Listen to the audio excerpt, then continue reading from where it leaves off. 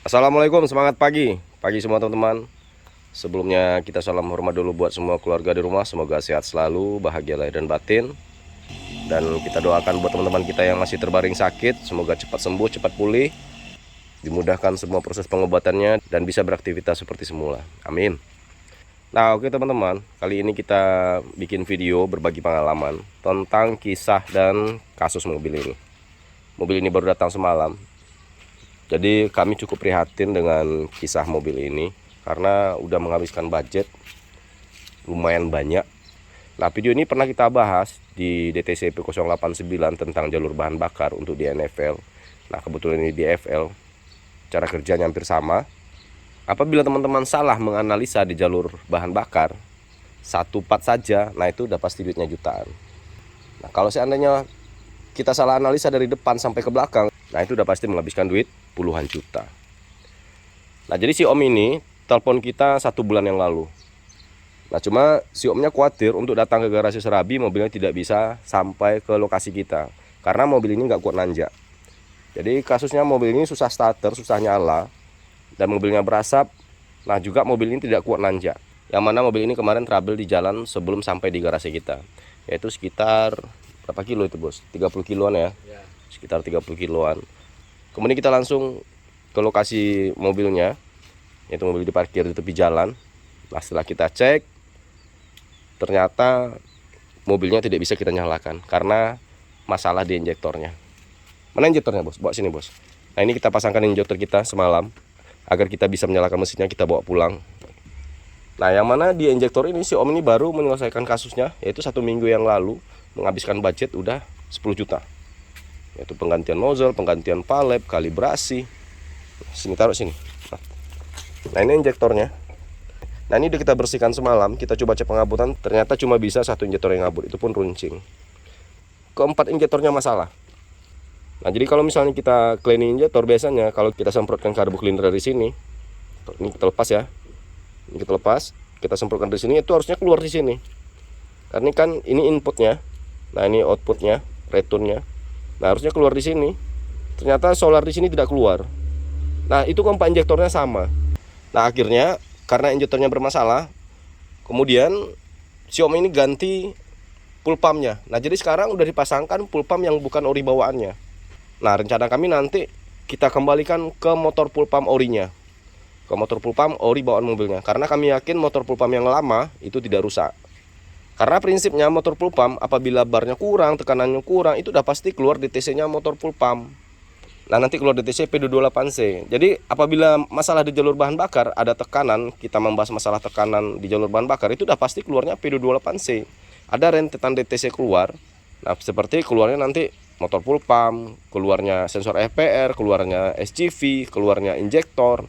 Apabila satu yang masalah berhubungan dengan pressure, nah nanti sensor atau part yang berhubungan dengan pressure tadi itu tetap akan keluar DTC-nya.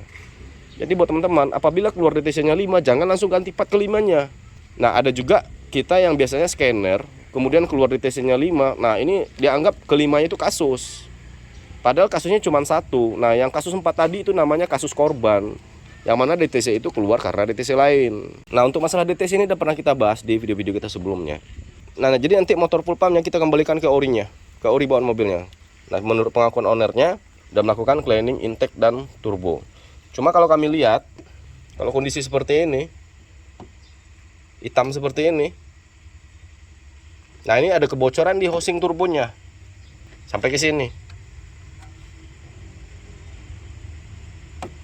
Nah, begitu juga ada keterangan ownernya udah cleaning intake.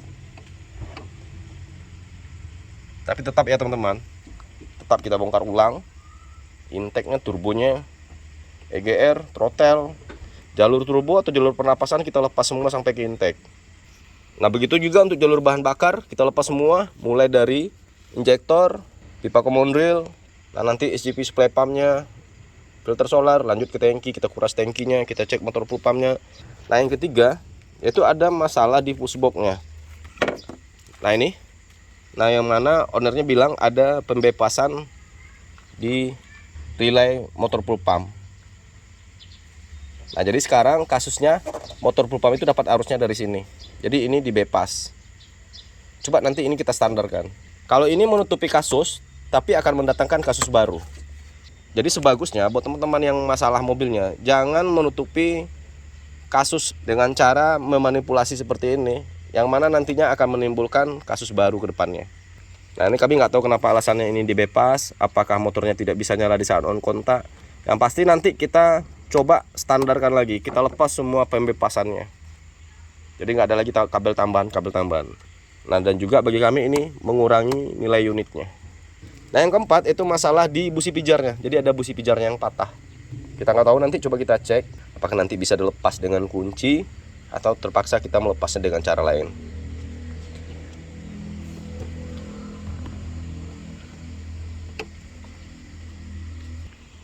Nah jadi setelah mobil ini kita nyalakan semalam, itu langsung kita bawa pulang ke garasi. Nah ini teman-teman lihat, abunya sampai ke sini, asapnya.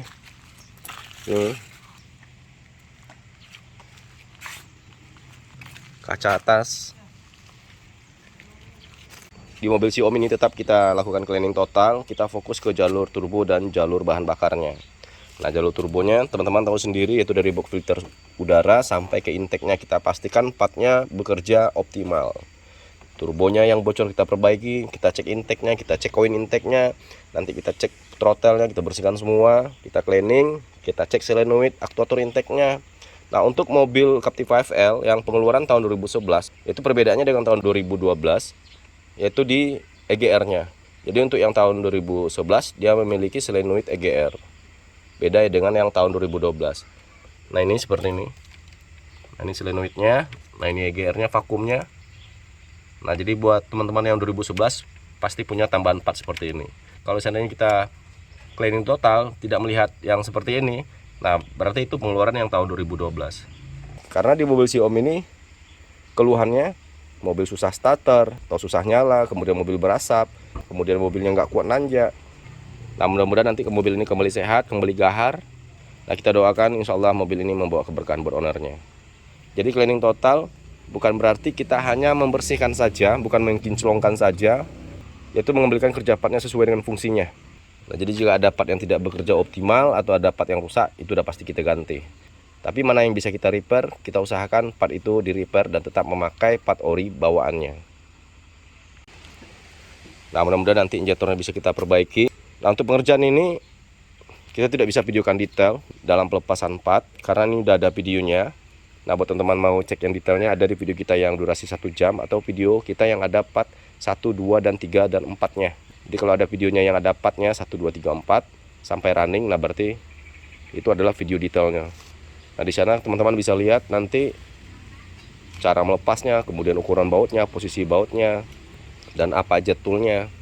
Nah untuk yang ini kita membahas kisah dan kasusnya, yaitu menganalisa dan memperbaikinya. Nah oke teman, kita lanjutkan.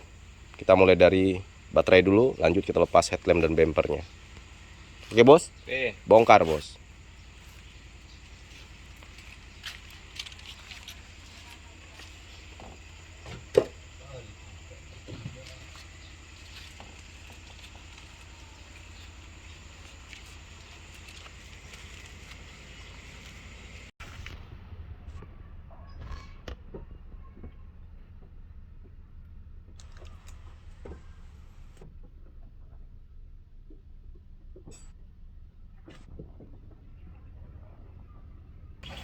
Nah oke teman-teman, kita lanjutkan. Nah ini kita proses pencucian atau cleaning raw mesinnya. Nah ini proses yang kedua, tiga bos? Yang kedua. Nah ini proses kedua. Proses pertama kita membersihkan dulu oli atau gomuk yang ada berceceran, yang nempel di dinding mesinnya seperti di blok, di deksel. Nah ini itu kita cuci, cuma belum kita sabunkan. Nah jadi untuk proses pencucian ini, yaitu sebelum kita penyiraman, teman-teman amankan dulu mana yang harus diamankan. Seperti soket pushbox dan ECU-nya. Nah seperti ini kita tutup. Nah, untuk bagian belakang yang ke deksel juga ditutup. Nah setelah dibersihkan baru ditutup. Nah setelah ini baru lanjut kita siram. Nah ini udah mulai bersih, olinya udah mulai hilang. Nah ini bearing ini nanti kita lepas. Ini cek bos ya. Siap. Terkuler udah. Terkuler mana? Oh. Nah ini intercoolernya.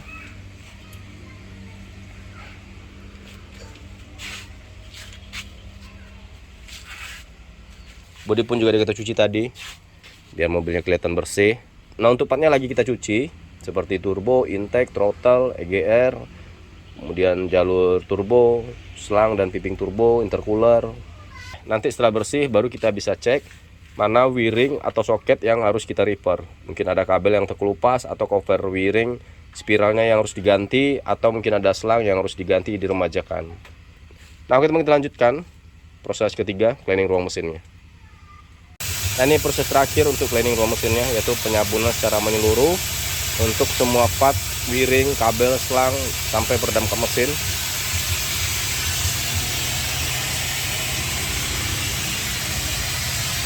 Nah ini kondisinya.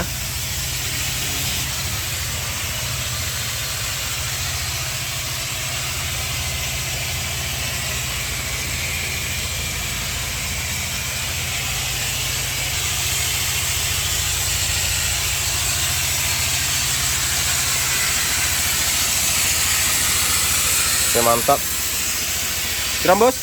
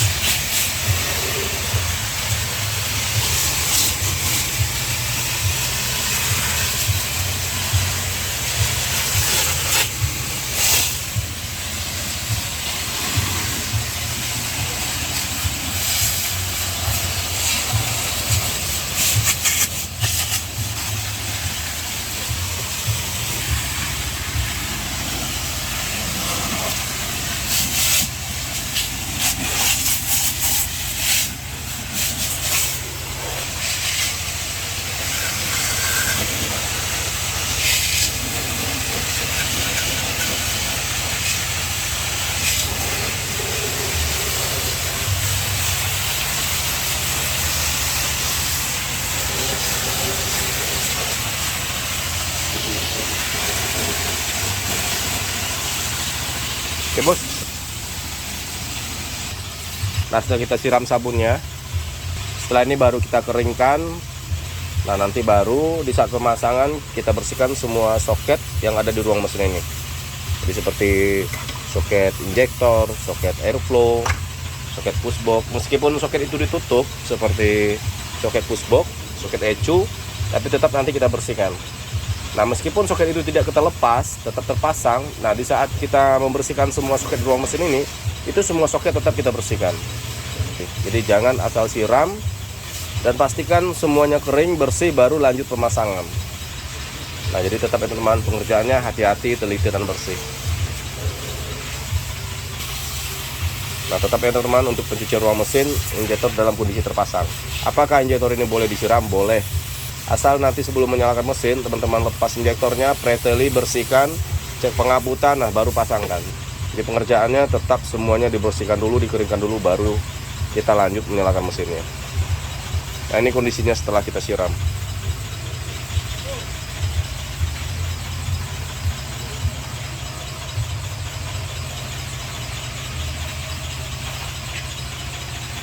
Nah sekarang coba kita cek partnya yang kita cuci kemarin, seperti intake, throttle, intercooler, selang dan piping turbo, kemudian turbonya, housingnya, ketriknya. Yuk kita ke depan. Nah ini partnya. Nah ini injektor lagi kita rendam. Mudah-mudahan nanti bisa normal lagi karena keempat injektornya masalah. Nah, ini batangnya kita rendam pisahkan. Nah, ini nozzle, palet, dan simnya.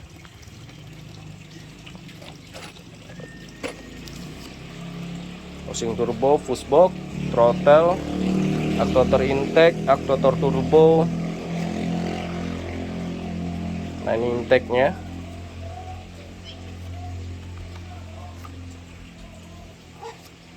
Mantap, bersih.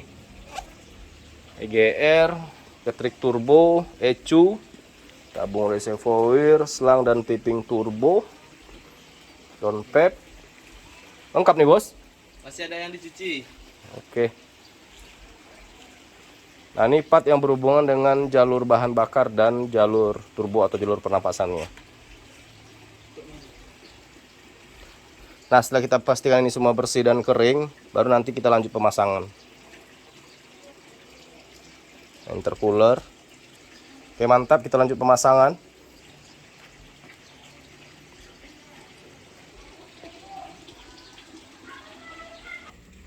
Nah, tadi partnya lagi kita keringkan.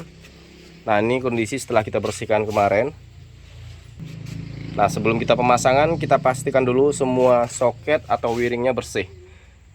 Nah, kalau seandainya ada cover yang harus diremajakan, ada spiral yang harus kita ganti, kita ganti. Nah, seperti ini. Nah, yang kemarin itu kelupas, kita ganti dengan spiral yang baru. Nah, ini kita ganti baru semua cover wiringnya. Nah, mantap. Nah, ini kondisinya. Nah, jadi cleaning total itu bukan berarti kita hanya mengkinclongkan atau membersihkan ruang mesin. Tapi di saat kita cleaning total, maka kita akan ketemu part mana yang harus diganti dan part mana yang harus diremajakan. Nah, ini tetap ya, ini tetap kita buang. Kita kembalikan ke standarnya. Nah, ternyata ini disambungkan ke full pumpnya. Berarti mungkin kemarin ada kasus full pumpnya tidak mau nyala. Apakah salahnya di wiring atau di fushboxnya? Nah, nanti kita cek fushboxnya. Usahakan untuk yang seperti ini kita hilangkan. Kita kembalikan sesuai fungsinya. Betul, Bos? Betul. Nah, kemarin busi pijar yang patah di nomor 3 udah kita lepas. Nah, ini busi pijarnya. Kita tap dengan las, kemudian kita sambung dengan baut 10. Karena patahnya udah di bagian sini, dari bagian dratnya, jadi kita nggak bisa lepas busi pijarnya. Nah, tetap pengerjaannya hal yang seperti ini, yang melepas baut menggunakan las atau yang lainnya harus hati-hati, teliti dan bersih. Nah, berarti positif yang ini kita ganti.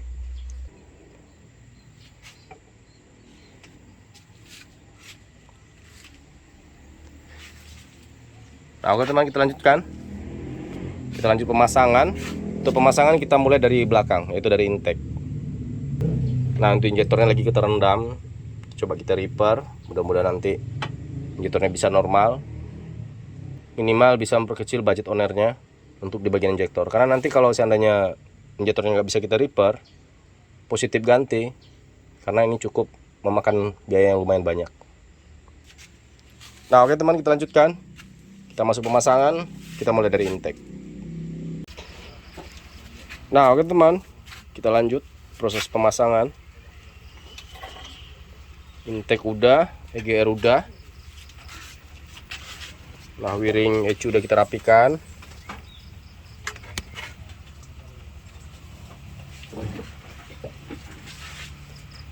Kemudian lanjut bagian depan, kita pasang turbonya. Nah, untuk di turbo ternyata ada baut yang bagian housingnya yang lecet, 3 buah. Ini nanti kita perbaiki dulu lubang bautnya. Nah, habis itu lanjut baru kita rapikan sebelah kiri mesinnya. Tabung reservoir, fushbox, tatakan baterai. Nah, nanti baru kita rapikan cover paletnya yang kemarin ada rembesan di bagian cover paletnya.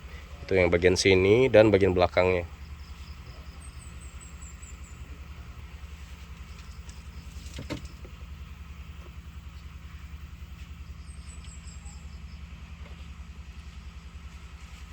Oke, kita lanjutkan. Kita pasang pipa komuternya, lanjut kita pasang turbonya. Nah, alhamdulillah kerjaan kita hampir selesai. Itu proses pemasangan atau perakitan. Filter udah, turbo udah. Itu kemarin masalah di turbonya itu ada kebocoran di housingnya. Kami cek ada 3 buah baut yang tidak bisa deratkan atau udah lecet, udah dol. Jadi ini udah kita rapikan. Nah, untuk di jalur bahan bakar, pipa kemondril udah kita bersihkan, sensor CV, suplai pump udah. Nah, terakhir sekarang kita lagi pretel injektornya. Tapi alhamdulillah udah 2 injektor yang normal. Nah, mudah-mudahan nanti keempat injektornya bisa kita repair. Nah, untuk di pushbox yang kemarin kita temukan ada pembebasan.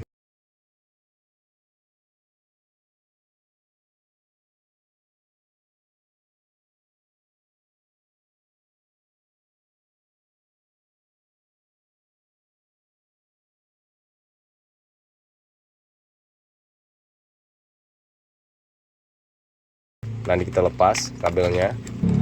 Nanti setelah nyala kita pastikan dulu pushboxnya bekerja normal, baru nanti ini kita keluarkan. Karena ini masuk ke kabin ya teman-teman, masuk ke kabin, ke bawah karpet, lanjut ke tangki. Intercooler udah, turbo, pushbox, intake, EGR, throttle, selang dan piping turbo. Nah, untuk selang turbo kita ganti yang bagian yang lurus, nah yang itu yang baru, nah juga yang sini yang L. Nah, untuk di oli kita tidak ada penggantian karena menurut pengakuan ownernya baru diganti kemarin waktu keluar bengkel. Nah, filter udara juga tidak kita ganti. Nah, untuk filter solar tetap pakai filter solar yang lama karena menurut pengakuan ownernya baru jalan seminggu. Nah, nanti kita bersihkan aja, kita cuci aja filter solarnya. Nah, habis ini kita lanjut cek pengabutan. Setelah injektornya selesai, kita lanjut cek pengabutan. Mudah-mudahan bisa kembali normal. Nah, ini full pumpnya. Nah, karena kemarin ownernya ini ganti full pump karena ada masalah di jalur bahan bakar. Setelah kita cek full pump yang ori bawaannya, nah ini masih normal. Maka kita putuskan untuk pasang motor yang lama. Nah, ini motor yang diganti kemarin. Nah, ini yang ori bawaan mobilnya. Jadi selagi part orinya masih bekerja optimal, usahakan tetap memakai part ori bawaan mobilnya. Nah, jadi kemarin karena dipotong bagian wiringnya, nah ini kita rapikan, kita solder, nah kemudian kita cover ulang. Insya Allah mudah-mudahan nanti aman. Nah, habis ini lanjut kita pasangkan full pumpnya. Untuk bahan bakar kita isi pertalite dulu, baru kita lanjut cek pengabutan. Nah, oke teman, kita lanjutkan cek pengabutan. Injektor terpasang menghadap ke atas. 1, 2, 3, 4. Soket tetap terpasang. On off, bos. Oke, start.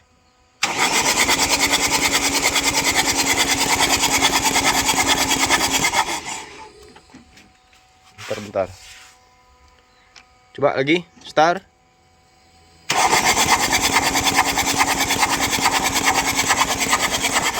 Oke, mantap. Nah, sekarang kita lanjut bersihkan lubang injektor dan lanjut kita nyalakan mesinnya. Oke, bos, nyalakan, bos. Nah, injektor kita pasang. Selang nepel udah, soket udah. Air udah, bos? Udah. Nah, ini kita lepas dulu. Yang dibepas kemarin kita pakai, nanti kita keluarkan wiringnya. Nah, sekarang coba kita nyalakan. Oke, bos. On kontak, bos. Oke, start. Mantap. Coba matikan lagi, matikan lagi. Oke, lagi start.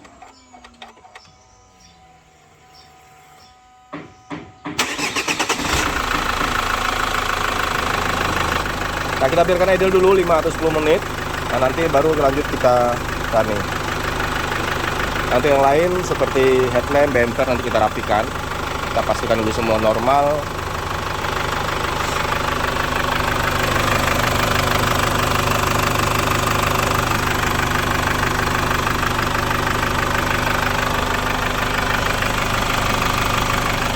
Oke, nanti kita lanjutkan. Gas, bos.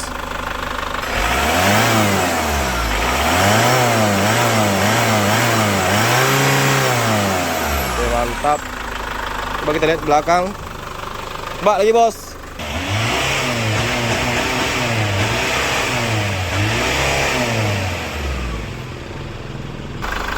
Oke, kita running. Alhamdulillah selesai pekerjaan kita cleaning total Captiva diesel level tahun 2011. Yang mana kemarin kasusnya masalah di jalur pernapasan atau jalur turbo, yaitu turbonya sendiri, kemudian dan juga masalah di jalur bahan bakar, yaitu di injektor. Nah, yang ketiga masalah di pushbox. Nah, alhamdulillah semua bisa kita repair. Nah, untuk turbo kita perbaiki baut housingnya. Nah, untuk injektor kita repair. Nah, kemudian yang kemarin ada bepasan di pushboxnya. Nah, ini udah kita standarkan. Udah kembali ke orinya. Nah, jadi untuk kabel yang dipakai kemarin, yang untuk pembepasan kita buang. Nah, ini kabelnya. Nah, ini yang kemarin, yang untuk relay full pump. Nah, ini ke motornya. Yang diambil arus langsung dari pushbox. Nah, sekarang pushboxnya udah normal, jadi tidak perlu lagi pakai kabel tambahan.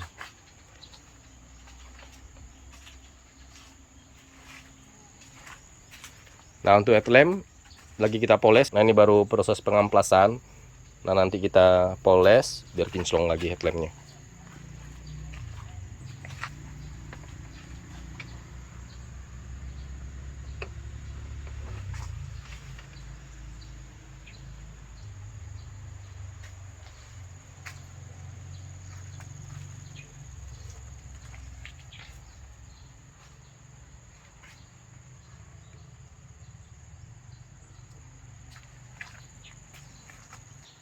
Habis ini kita lanjut cleaning total Pajero Dakar. Nah, untuk di pushbox kita repair untuk rangkaian pin kaki pushboxnya. Nah, alhamdulillah semua kasusnya terselesaikan. Mudah-mudahan ownernya senang dan kita doakan semoga badak ini membawa keberkahan. Amin. Nah, oke teman, sekian dulu video kita, mudah-mudahan bermanfaat. Mohon maaf jika ada salah kata, salah bahasa, mungkin salah cara penjabarannya, bahasa mekanikalnya, atau pengambilan gambar yang tidak sempurna, harap dimaklumi. Sampai jumpa di video kita berikutnya, perawatan badak di rumah. Salam hormat buat keluarga, salam mudahnya merawat Captiva.